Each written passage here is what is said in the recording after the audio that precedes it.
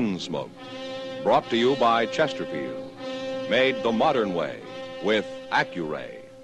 Smoother, cooler, best for you. Around Dodge City and in the territory on West, there's just one way to handle the killers and the spoilers, and that's with a U.S. Marshal and the smell of gun smoke.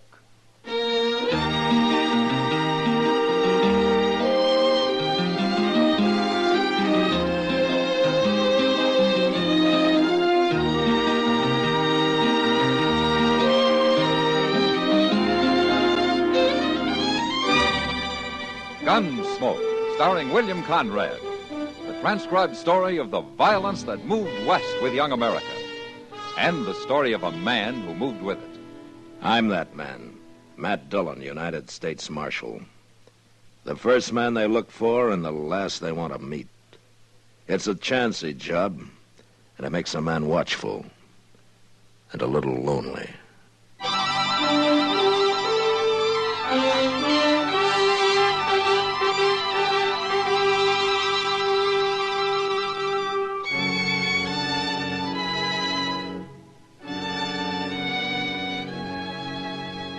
Most people think of Dodge City here in the 1870s as a wild, lawless town, swamped with exciting women and strong, daring men. The men they picture as fighters, the kind who stand up for almost no reason at all and gun each other down with as little regard for their own lives as they have for their opponents.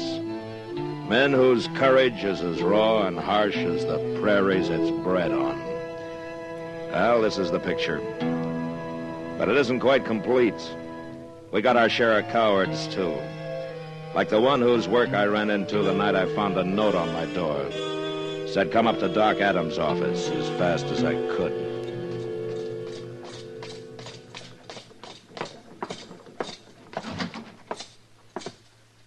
Doc's in the back room, Mr. Dillon. What's the trouble, Chester? He's got Jack Massey in there. Jack Massey? That cowboy who looks up whenever he comes to town, you remember him. He always comes into the office and sits around and talks. Oh, the red-headed fellow, you mean, huh? It's been 6 months since we seen him. Oh, what's he doing up here? What's wrong? Well, Doc, you better ask him. Hello, Matt. Doc? Well, he's dead. Oh, that poor As soon as I saw him, I knew he couldn't make it. Not with a hole like that in him. Doc, would you mind telling me what happened? Somebody shot him, Matt. Well, who shot him? We don't know.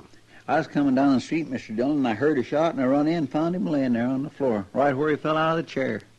Out of what chair, Chester? Why, yours. Mine? Yes, sir, down in the office. He was waiting for you, I guess, and somebody sneaked in the back way and shot him. But why? He was shot in the back. So? Well, he was sitting in your chair, and we noticed he was wearing a hat just like the one you wear. And also, he's about the same size as you. Somebody's out to kill you, Matt. To kill you the easy way.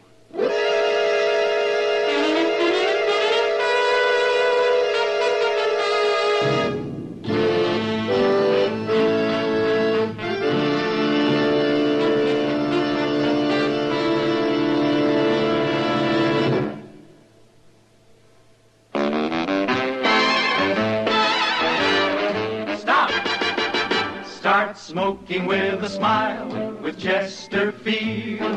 Smoother, cooler, milder, Chesterfield. Put a smile in your smoking, just give 'em a try. Chesterfield's best for you. They satisfy. If you want tomorrow's better cigarette today, next time you buy cigarettes, stop. Remember, only Chesterfield is made the modern way with Accuray. You'll notice how fresh and good Chesterfield's made with Accuray taste, how smooth they are, and how they satisfy. So buy Chesterfield today. Smoother, cooler, best for you.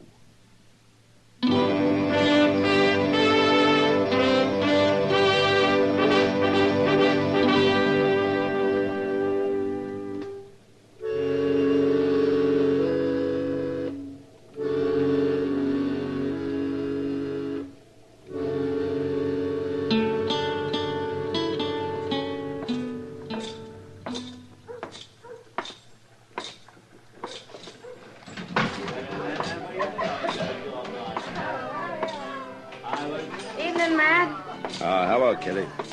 Sit down. Oh, thanks. What brings you into the Long Branch this time of night? Oh, just looking around, Kitty. Well, there are a lot of men at the bar over there. You think you can pick him out? What? The man who thought he shot you tonight? News travels fast, doesn't it? I heard somebody was after you 2 days ago. You did? I figured it for talk. Didn't anybody tell you about it? Well, I haven't been around much the last couple of days, Kitty, but even so, I guess it isn't the kind of talk people feel easy about passing on. That's to me, anyway. I guess not. You know who started it? Well, he did. Who? Coming this way. What? Well, that's Ed Eby. What's he doing in Dodge? You ought to drop around more often, Matt. He's been banking faro here 3 or 4 days now. Does Sam hire him? Yeah. He's been doing fine, too. Eby always was a smart gambler. Hello, Marshal. Miss Kitty. Ed? Hello, Eby. You mind if I sit down?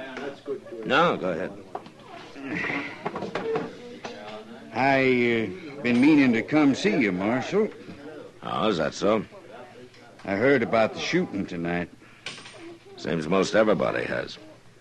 I know something about it, Marshal. Would you like to hear? Tell me.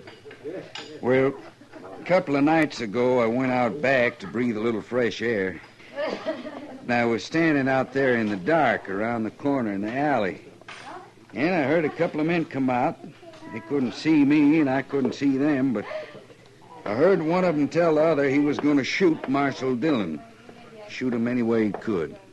Uh-huh. You're a little late telling me, aren't you, Eby? I don't exactly owe you no favors, Marshal. Then why did you bother to tell me at all?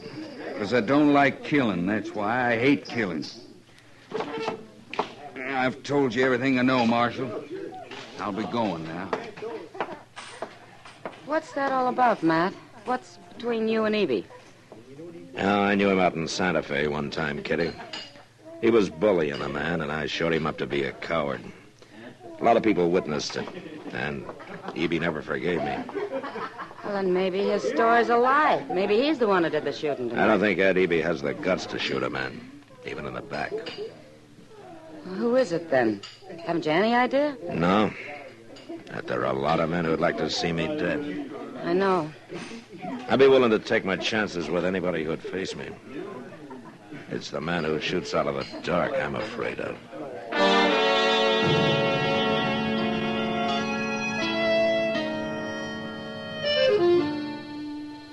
Nobody wants to die, but it's even worse without a chance to fight back. That's what always made me feel especially bad about a man who broke his neck falling off a saddle, or who maybe disappeared in front of a stampede of buffalo, or who, like Jack Massey, sitting at my desk, had to take a bullet in the back.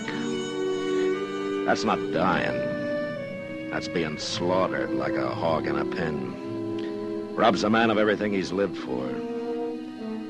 And it made me mad. Made me so mad I lost my sense of caution. Like the night Chester and I were walking up Front Street after supper. Well, if I was in your boots, Mr. Dillon, I'd hie me out on the prairie for a spell. Oh, you would? You bet I would. Out there you can see a man coming a mile off. I don't think he'd like that, Chester. Yeah, I guess you're right. He'd never follow you out into the open. Not him. Or them. You think they might need more than the one? Might be. Doggone it, Mr. Dillon. Why don't you hire some men to hang around as a sort of a bodyguard? Then nobody'd dare try ambushing you. The sooner they try, the better, Chester. Get it over with one way or the other. I wished I was as cool about it as you. I'm not cool, Chester. I'm mad. You sure got a funny way of showing it. Now, if I was mad, I'd be hopping around like a bronc with a burr under its tail. I'd be a slaunching and sloughing with foam on my mouth. Get out, Chester. He's up there in the alley. Yeah, I'm going after him. Oh, I'm going with you. You stay here. No, by golly, not this time. No, sir.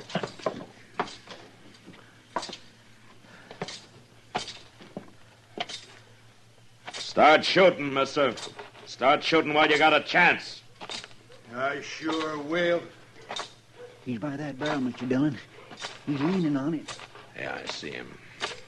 I'll shoot you. I'll shoot you good. Drop that gun.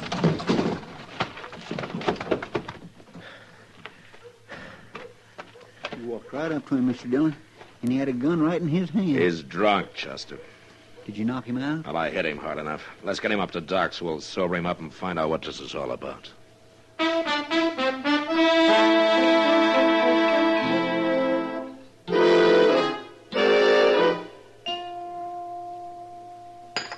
Don't put that cup down yet, fella. Not before you drink every drop of coffee in it. I'm drowning in coffee, Doc. I said drink it. Yeah, there. No more, Doc. I'm sober now. Yes, well. Matt, Yeah, Doc. he can talk straight now. It's about time. What's your name, mister? Nat Swan. But I didn't mean nothing, Marshal. I didn't know what I was doing. Honest, I didn't. Then I'll tell you. You were trying to kill me. No. No, don't. Don't hit me. Don't hit me. You're a real coward, aren't you, Swan? Even to shoot me in the back, you had to take on a load of whiskey. I got nothing against you, Marshal. I come to town and heard all that talk and thought I could make a name for myself if I'd done the shooting. Ain't no more to it than that. Oh, listen, no more to it than that. Oh. Nothing personal is what I mean. I should have put strychnine in that coffee. What are you saying, Doc? Never mind, Doc. I believe you, Swan. Oh, you do? Well, it's true. Honest it is. Yeah, it's true, all right. And there are a lot of other drunken, brainless bums going to try it for the same reason. They've heard somebody's out to murder me, and they get to thinking, why shouldn't they do it and get the credit for themselves? Well, no, man, no, it's not that bad. It's already started, Doc. And there will be others. Lots of them. As long as I last.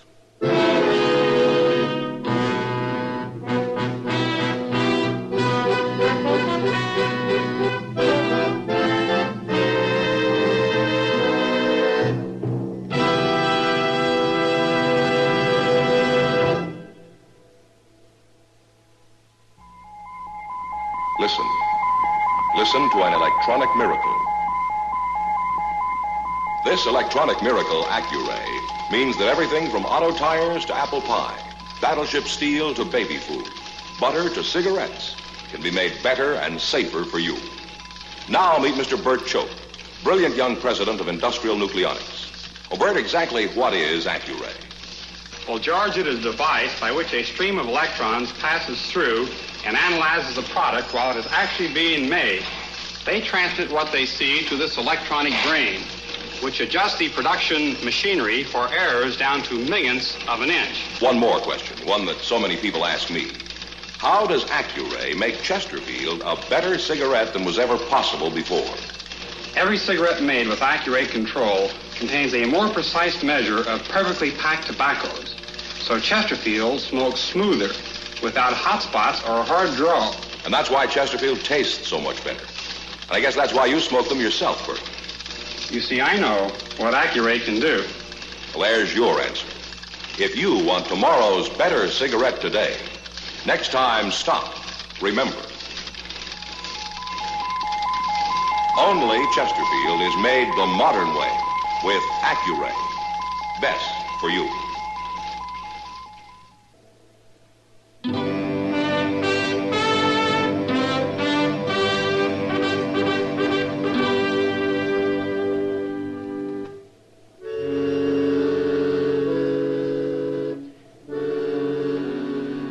Chester and I rode Nat Swan down to the Arkansas. Told him to get his horse across and to keep going. I guess he thought I was about to shoot him the way he rode off, all hunkered up in the saddle, trying to look small. And I was pretty sure he'd never show up in Dodge again. Yeah, that'd be one less glory hunter to deal with. But the thought of how many were left waiting in the alleys, hiding in the shadows, well, it made me jumpy. But I didn't realize how bad off I was until we got back into town, rode into the stable. We put our horses into their stalls, and we're walking toward the door.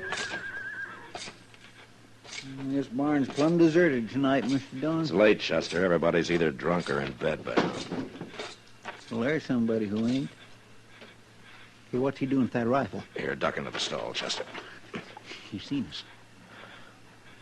All right, drop that rifle, mister. Not likely. Drop it, I say. No. He's gonna shoot. You got him. You stay back, Chester.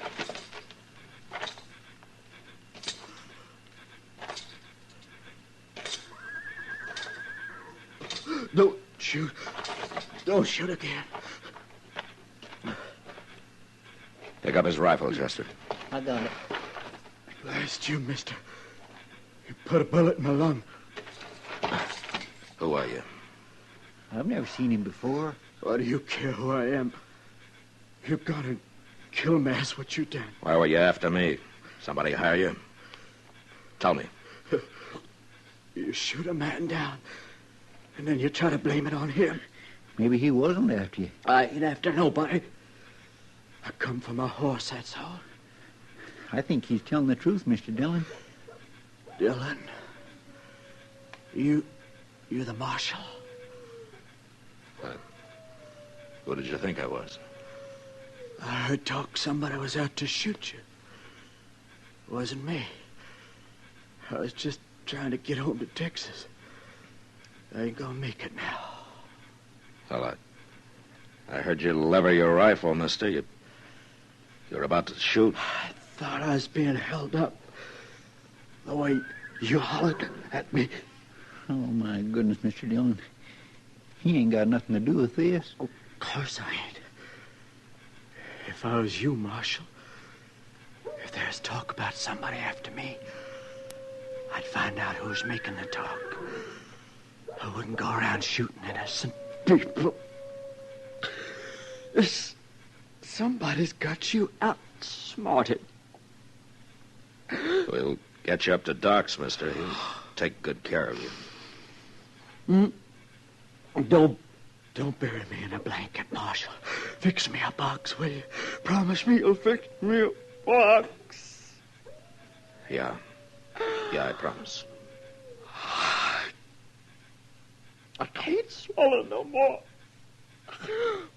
I'm gonna drown.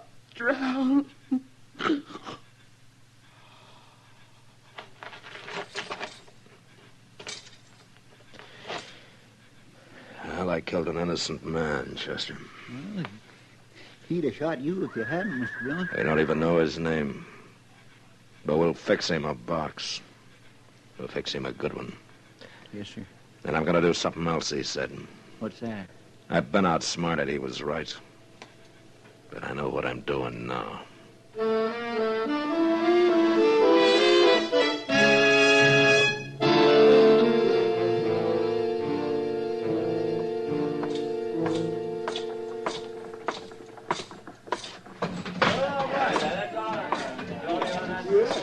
Hello, Matt.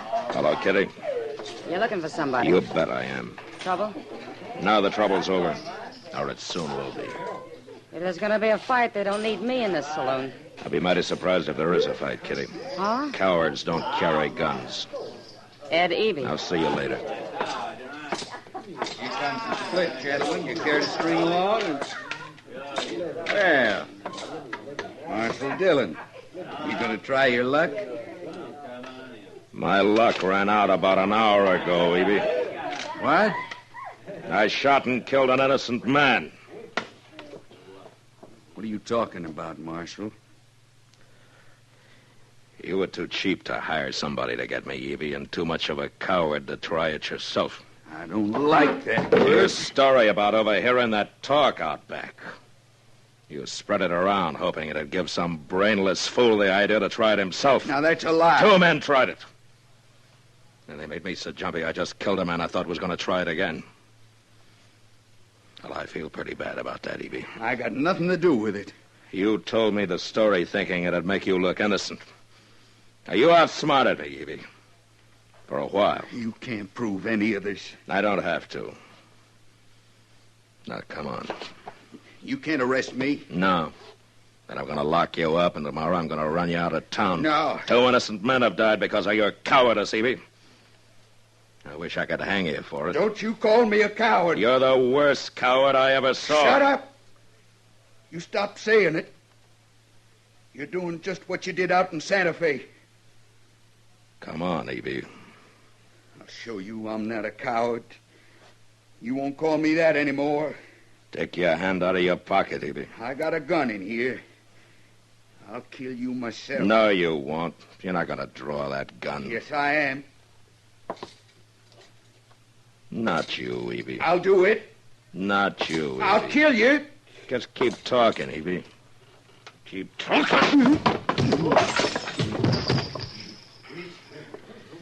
Why didn't you shoot him, Matt? You had a right to. I think he wanted me to, Kitty. What? I think he'd rather be dead than face everybody knowing what a coward he is. Well, he's got his punishment coming for the rest of his life.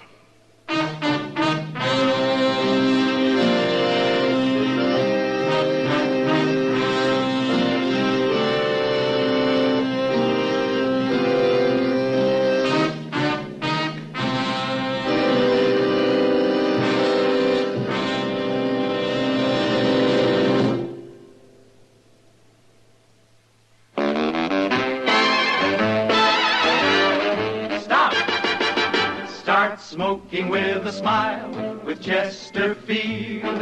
Smoother, cooler, milder, Chesterfield. Put a smile in your smoking, just give them a try. Chesterfield's best for you. They satisfy. Remember, only Chesterfield is made the modern way with Accuray. Smoother, cooler, best for you.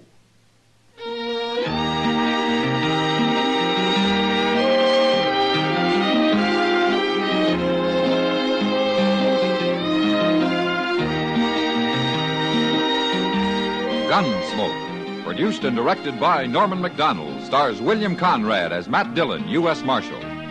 Our story was specially written for Gunsmoke by John Meston, with music composed and conducted by Rex Corey. Sound patterns by Tom Hanley and Ray Kemper. Featured in the cast were Vic Perrin, John Daner, and Jack Edwards. Parley Bear is Chester, Howard McNear is Doc, and Georgia Ellis is Kitty.